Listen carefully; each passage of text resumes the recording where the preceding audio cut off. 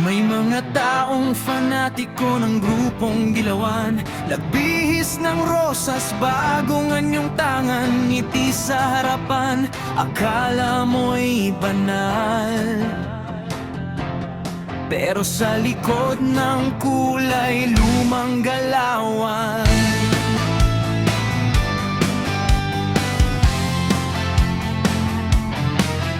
mga utak hilaw, madaling mabuyog sa matatamis na salita, laging naloloko. Tahimik sa kurakot ng buhay ang ganit.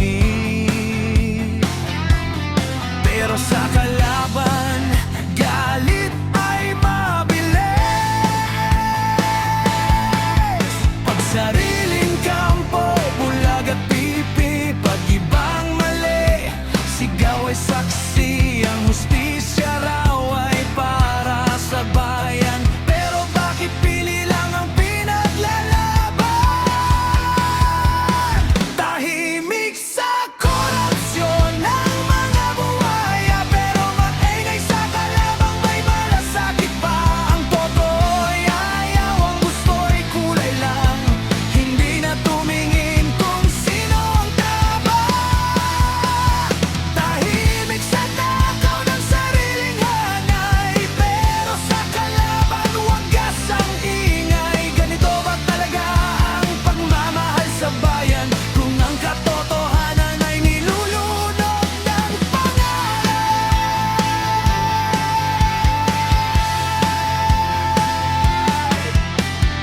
Rosas sa dibdib pero tinik ang dala, mga salitang mabango pero may sala. Pagdating sa usapan ng tunay na laban,